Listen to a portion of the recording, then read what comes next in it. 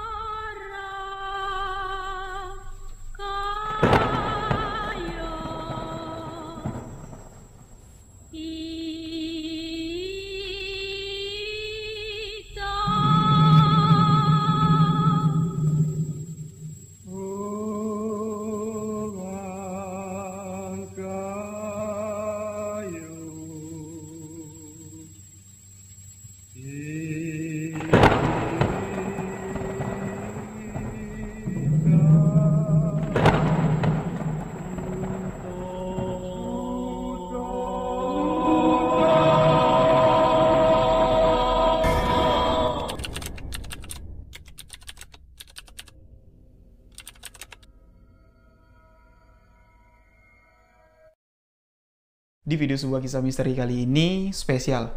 Saya akan menceritakan satu kisah yang terjadi, satu kisah yang saya ambil dari Jambi. Tepatnya sekarang kan Desember. Mungkin kalau video ini tayang, tepat tayang di tanggal 25 Desember.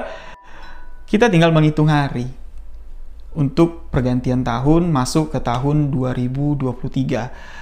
Di akhir-akhir tahun inilah, ya, di hari-hari menuju puncak pergantian tahun, menurut saya pribadi ini adalah waktu yang sangat berharga sekali. Walaupun setiap hari, setiap waktu itu sangat berharga sekali untuk kehidupan kita. Tidak ada waktu yang sia-sia, tuh tidak ada. Semua waktu berharga, tapi spesial di akhir tahun 2022 ini sangat spesial sekali bagi saya. Karena apa?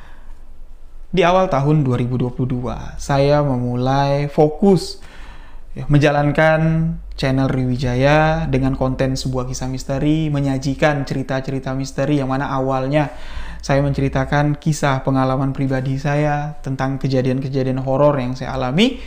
Satu video diupload, dua video diupload, alhamdulillah sekarang sudah 374 lebih, ya kalau tidak salah, video yang sudah ditayangkan di channel ini. Alhamdulillah berkat support, berkat dukungan, berkat doa dari sahabat-sahabat sebuah kisah misteri, saya bisa sampai ke titik ini. Di akhir tahun 2022 ini, saya ingin memberikan sajian yang spesial untuk sahabat-sahabat semua, karena sahabat-sahabat adalah sahabat misteri yang spesial sekali. Mulai dari tanggal 25, 26, 27, 28, 29 sampai di malam pergantian tahun nanti. Channel Ryu Wijaya, sebuah kisah misteri, akan tiap hari upload video. Kisah-kisah misteri akan update tiap hari dengan berbagai kisah-kisah misteri pilihan spesial untuk sahabat, dan kisah misteri pilihan spesial yang sudah saya persiapkan bersama tim. Kebanyakan akan saya angkat kisah yang ada di Jambi. Mungkin kisah-kisah yang akan diangkat di video-video selanjutnya ini, kisahnya tidak akan pernah sahabat dengar di channel-channel misteri yang lain. Karena keilmuan kejadian misteri yang ada di Jambi ini tidak semua orang mengetahuinya. Karena Jambi ini gaibnya itu masih kuat sekali dan masih tertutup sekali. Spesial akan satu persatu akan saya sajikan, mulai dari video satu ini dengan judul yang saya beri Pasu Mayit. Pasu mayit merupakan ilmu kebatinan yang dapat digunakan bermacam cara lah. Ketika orang sudah dapat menguasai ilmu Pasumait itu bisa digunakan untuk macam-macam hal. Dan kisah ini menceritakan satu tokoh karakter yang bernama Wa Abu. Beliau di sini menguasai atau memiliki ilmu Pasumait, yang mana Pasumaitnya ini bukan cuman sekedar dapat digunakan kepada manusia yang masih hidup. Pasumaitnya ini dapat digunakan untuk memendam, mengunci ruh atau arwah orang yang mati gentayangan.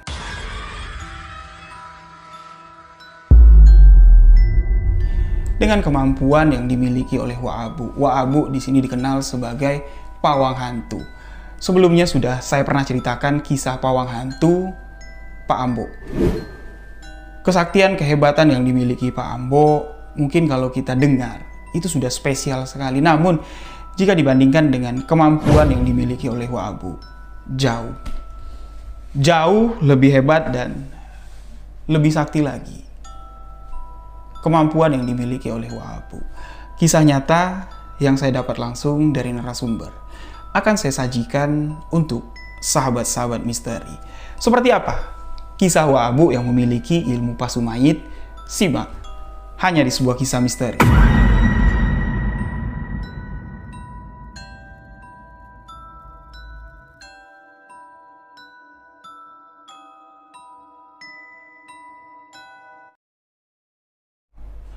Wa Abu, seorang pria yang ketika saya bertemu dengan sosok Wa Abu ini, beliau sudah cukup tua. Saya bertemu dengan Wa Abu di sekitar tahun 1998 yang lalu. Ketika itu saya baru berusia sekitar 7 tahunan lah.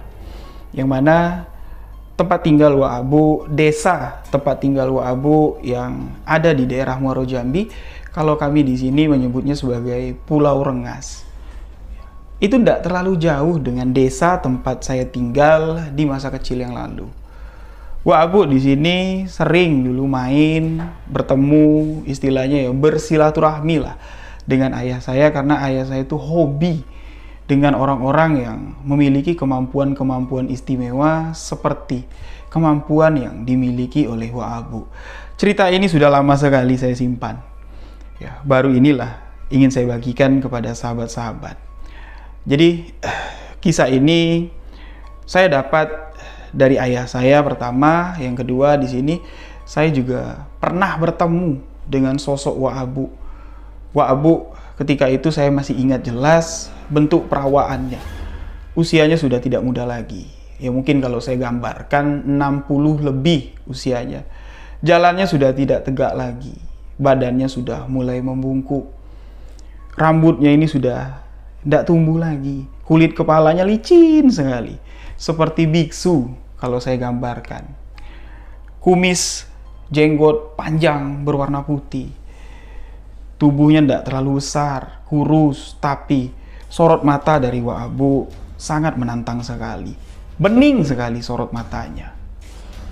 Giginya sudah ompong. Pakaian yang dikenakan Wa Abu ini selalu menggunakan kemeja selebor.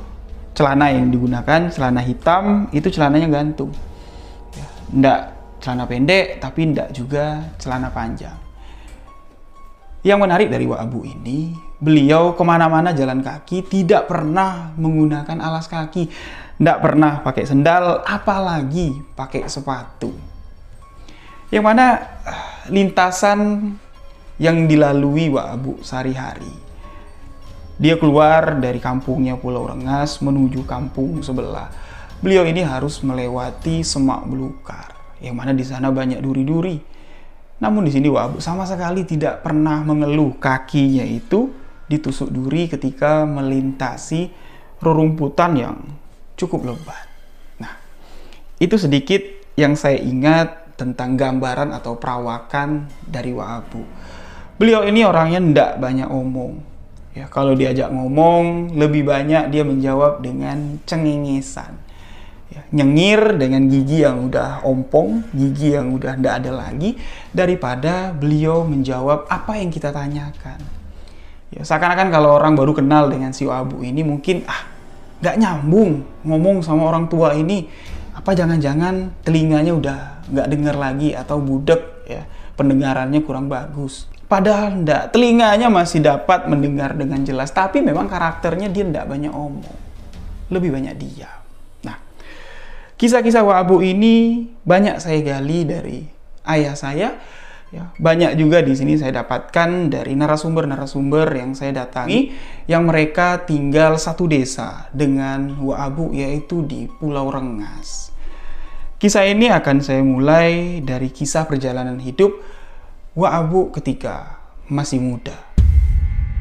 Di tahun 98 ketika saya mengenal sosok, bentuk, ciri fisik dari Wak Abu, ini sudah saya katakan tadi usianya sudah tidak muda lagi. Hampir menginjak 70 tahun mungkin. Ya, dan di tahun 2001 Wak Abu menghembuskan napas terakhir. Beliau meninggal dunia. Menurut kabar yang disampaikan oleh pihak keluarga, Wak Abu ini mendadak aja. Dia bilang dadanya sesak, dia duduk, dan ketika Wak Abu ini disandarkan di dinding rumahnya, Wak Abu ini sudah tidak bernyawa lagi. Begitu cepat Wak Abu ini meninggalkan kita semua. Itulah yang dikatakan oleh keluarga dekat dari Wak Abu. Karena walaupun usia yang sudah tidak muda lagi, Wak Abu ini dengan tingkahnya yang kadang-kadang bikin bisa bikin suasana galau itu bisa jadi ketawa.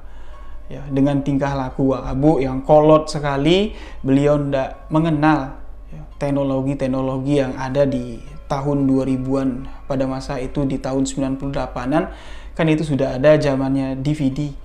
Sudah ada, ya, televisi itu sudah ada.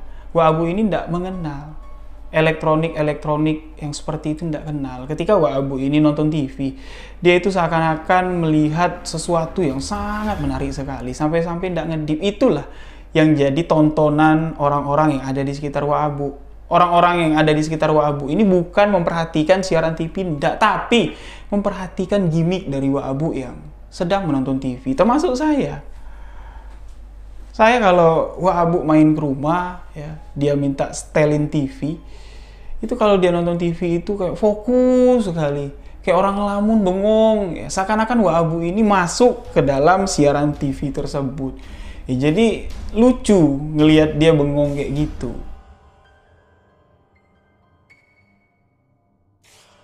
Dan ketika Wak Abu ini main berkunjung ke rumah saya, Wak Abu ini sering minta setelin TV. Nah, TV di setelin, Wak Abu ini mulai duduk. Duduk sambil mangku dengkul kayak gini. Dia memperhatikan siaran TV itu dengan fokus sekali. Seakan-akan Wak Abu ini masuk ke dalam siaran TV. Nggak ngedip sama sekali. Raut wajahnya terlihat sangat riang sekali. Matanya nggak ngedip, mulut itu nganga, bengong. Itu yang membuat lucu. Ya, membuat kita yang ada di dekat Wak Abu ini bukan nonton TV tapi memperhatikan gimmick, ya, gimmick yang ditunjukkan oleh si Wak Abu ini. Nah, di tahun 2001 beliau meninggal dunia dan makam dari Wak Abu ini sesuai dengan apa yang diminta oleh Wak Abu. Dia tidak mau dimakamkan di pemakaman umum. Dia minta makamkan di hutan, yang mana hutan yang ditunjuk oleh Wak Abu ini itu adalah hutan yang tanahnya itu punya orang. Jadi ya mau tidak mau pihak keluarga minta izin, dan alhamdulillah orang yang punya tanah itu mengizinkan kalau jenazah dari Wak Abu dikebumikan di sana. Ada alasannya sahabat-sahabat. Kenapa Wak Abu ini tidak mau dimakamkan di pemakaman umum? Karena apa yang sudah terjadi di masa mudanya, beliau di sini takut ketika dimakamkan satu lokasi dengan jenazah-jenazah yang pada zaman dulu itu dibungkam, itu dipasu oleh Wak Abu. Karena jenazah-jenazah itu ruhnya, arwahnya bergentayangan. Wak Abu di sini memasunya dan mengurung, mengunci roh itu agar tidak gentayangan. Makanya Wak Abu tidak mau. Dia mengatakan kepada anak-anaknya, kalau aku dimakamkan di sana, berarti sama saja aku akan bersebelahan dengan ruh-ruh yang gentayangan itu. Aku takut. Wah, Abu malah ketakutan. Karena dia sadar ketika dia sudah meninggal dunia, kemampuannya itu sudah tidak ada artinya lagi. Ketika sudah meninggal dunia, tidak ada yang kita bawa dari dunia ini kecuali amal perbuatan. Cuman itu yang kita bawa. Nah, setelah dimakamkan, ya, warga desa di sini merasa sangat kehilangan sekali. Ditambah lagi setelah kepergian dari Wak Abu, warga desa yang selama ini merasa aman dari gangguan teror-teror makhluk halus setelah Wak Abu meninggal dunia, satu persatu teror dari makhluk halus dirasakan oleh warga Pulau Rengas. Kisah muda dari Wak Abu di sini bisa saya gambarkan atau ya gampanglah disebut Wak Abu ini sebagai pemburu hantu, di mana ada informasi ada hantu, ada orang yang meninggal, ruh, arwahnya gentayangan. Wak Abu demen sekali lah. Disamperin kuburannya, dipasu, pasu mayit berlaku. Ketika pasu mayit berlaku, arwah atau ruh yang gentayangan ini itu tidak dapat berkutik lagi. Dan yang menariknya dari kisah ini apa? Ilmu pasu mayit yang dimiliki oleh Wak Abu, selain bisa digunakan untuk memasuk ruh orang yang sudah meninggal, ilmu ini bisa juga digunakan untuk memasuk orang yang masih hidup. Jadi saya harap di video ini sahabat tidak men-skip atau mempercepat video ini sehingga ada bagian cerita yang terpotong, karena kisah ini akan saya rangkum, akan saya bawakan ini sesuai dengan alur perjalanan hidup dari almarhum Wak Abu. Kita mulai dari masa muda Wak Abu, yang mana Wak Abu yang asli kedua orang tuanya berasal dari Pulau Rengas. Berarti Wak Abu ini asli orang Jambi. Beliau di sini membantu kedua orang tuanya untuk bertani. Namun ketika Wak Abu ini sudah mulai dewasa, Wak Abu yang tadinya cuma sekedar membantu kedua orang tuanya bertani, beliau ini pingin untuk mengembangkan kemampuannya. Karena di masa muda Wak Abu, ya, itu di masa-masa lepas dari masa penjajahan, ya, lewat dari tahun 1945. Indonesia sudah mulai merdeka, perekonomian, taraf perekonomian itu sudah mulai bertumbuhan lah. Kehidupan almarhum Wak Abu muda, beliau adalah seorang pedagang. Kedua orang tuanya ini asli berasal dari Pulau Rengas, yang mana berarti Wak Abu ini asli orang Jambi. Semasa kecilnya, Wak Abu ini diceritakan tinggal seorang diri. Ya, ibu bapaknya menghabiskan waktu di ladang. Pulang dari ladang itu cuma sekedar untuk mengantarkan hasil panen. Karena kalau berladang atau berkebun di tengah hutan, di masa lalu, apalagi di Jambi, di hutan Jambi, hutan yang masih sangat lebat sekali. Kalau kita tinggal sebentar, tanaman yang kita tanam, alamat tanaman tersebut akan dipanen oleh hewan-hewan yang ada di sekitaran hutan. Babi hutan lah jelasnya, kera, cengkuk, beruk, itu pasti akan mengganggu tanaman-tanaman kita yang sudah kita rawat, kita jaga, kita tanam dengan baik. Makanya ketika orang berladang bertani, mereka ini tidak mau meninggalkan lokasi pertaniannya sebelum masa panen tiba. Wak Abu masa kecil tinggal seorang diri, yang mana beliau ini tidak punya adik, tidak punya kakak, anak tunggal lah kita katakan di sini. Nah, di tahun-tahun Wak Abu kecil ini dikatakan sudah lewat dari masa penjajahan.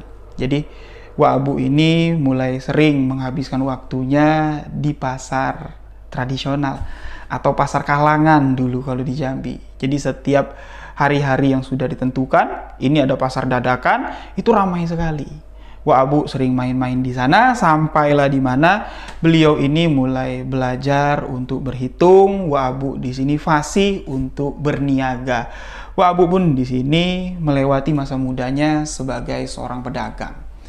Selain Wak Abu ini, masa mudanya sebagai seorang pedagang, sehari-hari beliau berniaga.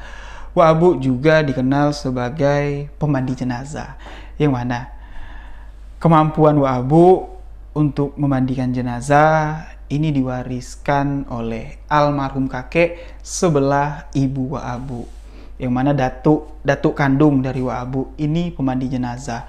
Nah, cucunya lah si Wa Abu inilah yang meneruskan setelah almarhum datuknya meninggal. Yang mana pada saat itu usia Wa Abu ini masih sangat muda sekali. Namun beliau tidak menolak suratan takdir yang sudah ditentukan. Yang mana ya, cara-cara untuk memandikan jenazah ini sudah hatam. Warga pun di sini percaya kalau Wa Abu ini memang sudah fasih, sudah profesional lah untuk memandikan jenazah. Setiap ada yang meninggal di kampung itu, Wa Abu yang dipanggil untuk memandikan jenazah. Awalnya, kehidupan Wa Abu ini berjalan layaknya seperti pemuda-pemuda pada umumnya. Tidak ada terlihat kalau Wa Abu ini keanehan atau ada yang berbeda lah dari kehidupan Wa Abu. Hingga di mana pada suatu ketika, jenazah yang dimandikan oleh Wa Abu ini merupakan jenazah seseorang yang memiliki ilmu hitam, atau sebelum beliau meninggal, ilmu kanuragan, ilmu yang nyala yang didalami oleh jenazah ini itu belum sempat dilepas. Beliau belum sempat bertobat. Ketika dimandikan, jenazah ini bereaksi. Otomatis, Wa Abu yang pengalamannya belum terlalu banyak menghadapi situasi seperti itu, Wa Abu pun di sini ketakutan, sampai-sampai Wa Abu menyerah untuk menangani jenazah yang akan dimandikannya ini. Ya. Pemandian jenazah seseorang yang menggunakan ilmu hitam ini diambil alih oleh si pemandi jenazah yang dipanggil dari kampung sebelah. Nah, si pemandi jenazah dari kampung sebelah inilah yang akan menjadi guru spiritual dari Wa Abu. Yang mana sebelumnya Wa Abu ini cuma sekedar bisa memandikan jenazah. Toh itu aja dengan syariat, ajaran agama Islam, tata cara yang sudah ditentukan menurut syariat ajaran agama Islam ya seperti itu aja. Wa Abu ini tidak mendalami ilmu kebatinan untuk memahami karakter, memahami sosok jasad atau mayit yang dimandikan. Reaksinya seperti ini kontaknya berarti ke sini. Itu belum dipahami oleh Wa Abu, dan dengan si pemandi jenazah yang berasal dari kampung sebelah inilah beliau berguru. Kita sebut guru dari Wa Abu ini dengan nama Datuk Dumang. Yang mana Datuk Dumang ini selain beliau berprofesi sebagai pemandi jenazah, beliau juga berprofesi sebagai pakar praktisi pengobatan alternatif dukun. Dukun masak mentah, kalau kami Jambi bilang itu berbuat baik. Ayo, kalau ada yang minta diupah untuk nyakitin orang, ayo, asal ada upahnya. Itulah karakter dari Datuk Dumang. Setelah Wa Abu ini mendalami ilmu yang diperolehnya, yang dituntutnya dari si Datuk Dumang ini, mulai terlihat kepribadian dari Wa Abu berubah. Yang tadinya Wa Abu ini nyaman, dia berada di pasar, berniaga, melayani pembeli ya, dengan cara yang biasa dilakukan oleh Wa Abu, tawar-menawar itu biasa. Tapi ketika Wa Abu ini sudah diberikan ilmu oleh Datuk Dumang, Wa Abu ini malah agak temperamen. Ketika pelanggan mencoba untuk menawar, Wa Abu malah marah, dan udah nggak terhitung kali lagi di lapak tempat Wa Abu berniaga. Ini terjadi keributan antara Wa Abu dengan pembeli, berantem, tonjok-tonjokan bener. Warga yang tahu kalau karakter Wa Abu ini berubah, mereka sadari kalau ini adalah pengaruh ilmu yang diturunkan oleh si Datuk Dumang. Wa Abu pun di sini sadar dengan sosok Wa Abu yang sekarang. Yang mana Wa Abu ini sudah merasa kalau kayaknya aku ini tidak pantas, tidak cocok lah hidup bersosialisasi di tengah masyarakat ramai. Wa Abu di sini sebagian dari batinnya ini masih putih lah istilahnya, masih bisa merasakan yang mana salah, yang mana benar. Wa Abu di sini merasa kalau aku terus-terusan tinggal di desa, jualan di pasar, bisa-bisa nanti ya sesuatu hal yang tidak diinginkan terjadi. Aku bisa mencelakai orang dengan ilmu yang sudah aku miliki. Yang mana ilmu Wak Abu pada saat itu sudah cukup mumpuni. Sudah cukup bisa diandalkan lah untuk menyakiti seseorang dengan tanpa menyentuh sedikit pun. Wak Abu di sini bisa menyakiti seseorang dengan ilmu santet jelasnya.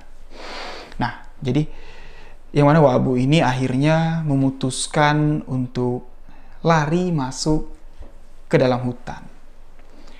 Profesi sebagai pedagang ditinggalkan oleh Wak Abu. Rumah kediaman Wak Abu juga ini ditinggalkan oleh Wak Abu sebatas pagi menjelang malam. Ketika matahari sudah terbenam, malam sudah datang.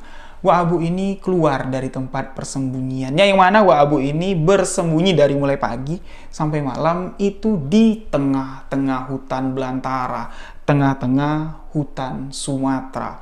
Yang mana di tengah hutan itu kita tidak tahu penghuninya. Penghuninya itu apa aja tidak tahu. Yang pasti ada harimau Sumatera. Itu yang bisa dipastikan. Tapi Wak Abu sama sekali tidak takut. Dia malah merasa nyaman. Di tengah hutan, Wak Abu ini tidak berdiam diri begitu saja. Dia mencari rotan, dia mencari teras batang kayu yang tenggelam. Ketika dapat rotan, ya ini dianyam sama Wak Abu, dibuat kerajinan.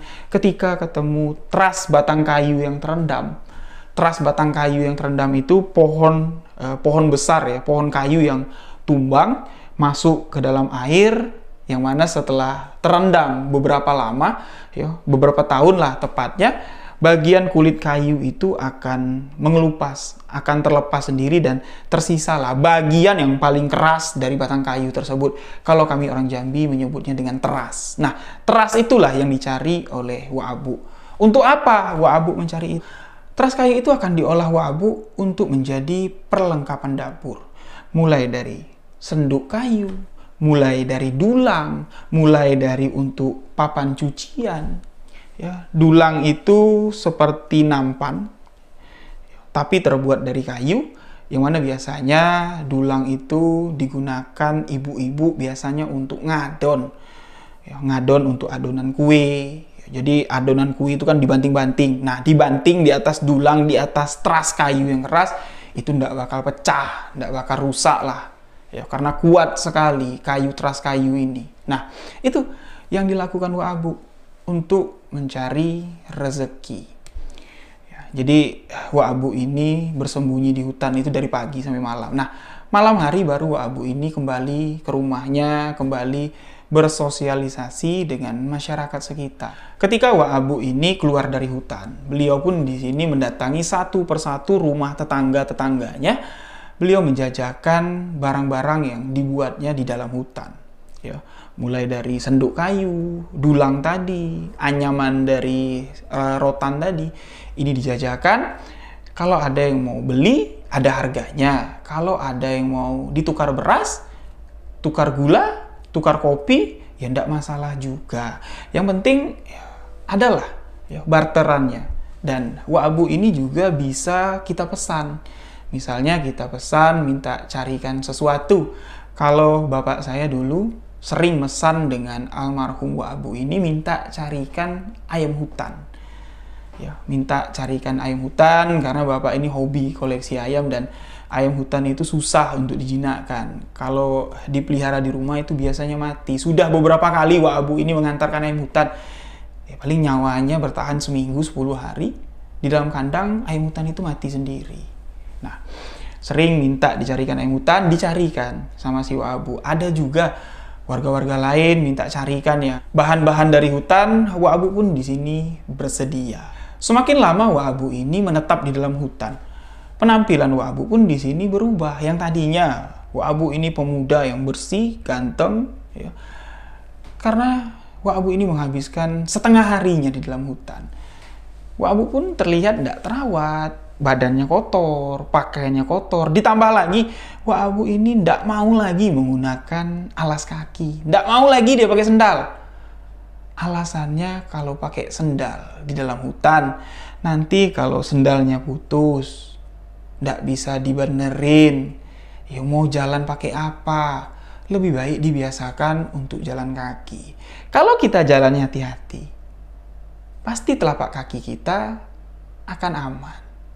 Kalau kita jalannya terburu-buru, ya bisa aja duri yang ditutupi daun kering ini akan menyakiti telapak kaki kita. Seakan-akan yang diucapkan Wak Abu ini seperti gambaran kehidupan, penuh makna, sebuah filosofi lah kalau saya katakan. Nah, mulai di sini perawakan Wak Abu di sini mulai membentuk karakter.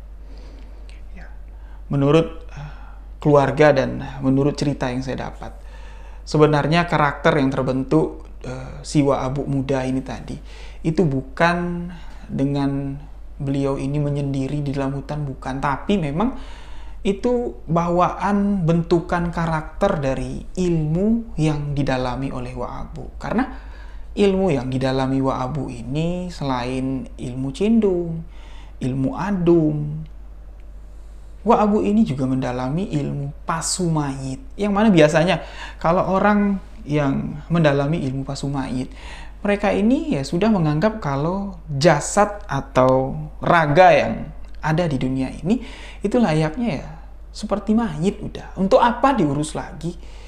Jasad ini tidak akan merasa sakit kalau dicubit. Jasad ini tidak akan merasa panas kalau terkena api. Karena hakikatnya jasad ini adalah mayit karena mereka sudah mengamalkan ilmu pasumayit, ilmu kebatinan yang cukup tinggi. Apa itu pasumayit? Saya akan sedikit jelaskan. Pasu, kalau kami orang Jambi mengartikan pasu itu berarti bisa dikatakan belenggu, bisa dikatakan ikat, bisa dikatakan terkurung. Ya, seperti itulah persamaan kalimat atau persamaan katanya. Jadi pasu ini kita membelenggu sesuatu. Mayit ya berarti jenazah orang yang sudah meninggal. Pasu mayit berarti membelenggu jenazah orang yang sudah meninggal. Namun di sini bukan jasad orang yang sudah meninggal ini yang dibelenggu. Ada yang lain. Ada yang lain dari mayit ini yang dibelenggu, yaitu ruh, arwah dari mayit ini yang menganggap dia belum mati. Dia masih hidup. Dia mau keluar, dia mau kembali ke rumah. Itulah yang disebut ngasau. Mati gentayangan atau mati jadi hantu. Di zaman dulu, banyak kejadian-kejadian hantu ngasau ini terjadi. Karena kematian-kematian yang tidak wajar. Kematian yang disebabkan terkena ilmu santet. Kematian yang disebabkan ditimpa oleh pohon besar. Kematian yang penuh dengan keinginan. Itu yang menyebabkan orang-orang ini mati ngasau atau mati gentayangan, dan dengan menggunakan ilmu pasumayit ini, si Wak Abu ini dapat mengatasi permasalahan agar ruh yang mau gentayangan ini tidak keluar dari kuburan menakut-nakuti warga desa. Itu yang digunakan oleh Wak Abu. Karena profesi Wak Abu ini tadi kan pemandi jenazah. Ilmu pasumayit ini sangat penting sekali digunakan oleh pemandi jenazah pada zaman itu.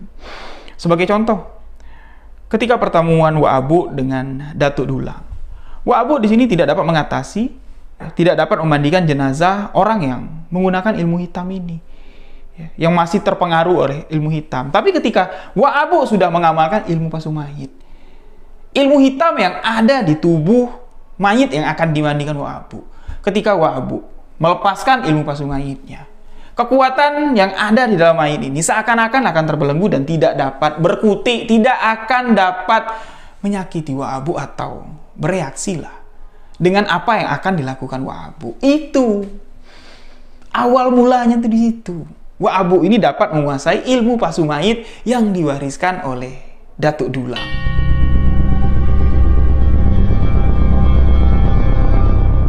Menarik sekali. cerita dari almarhum Wa Abu. Kisah ini cukup panjang, sahabat-sahabat. Mungkin kalau saya jadikan di satu part, mungkin durasinya mendekati 2 jam. Ya, tidak mungkin ya. Durasi 2 jam untuk satu video. Jadi, saya putuskan untuk membagi cerita Wa Abu ini menjadi 2 bagian. Ini adalah bagian pertama. Penasaran dengan bagian kedua dari cerita almarhum Wa Abu? Yang mana di bagian kedua pasti akan lebih seru lagi, karena ini baru awal cerita dari Wa Abu. Saksikan part 2 kisah almarhum Wa Abu hanya di sebuah kisah misteri.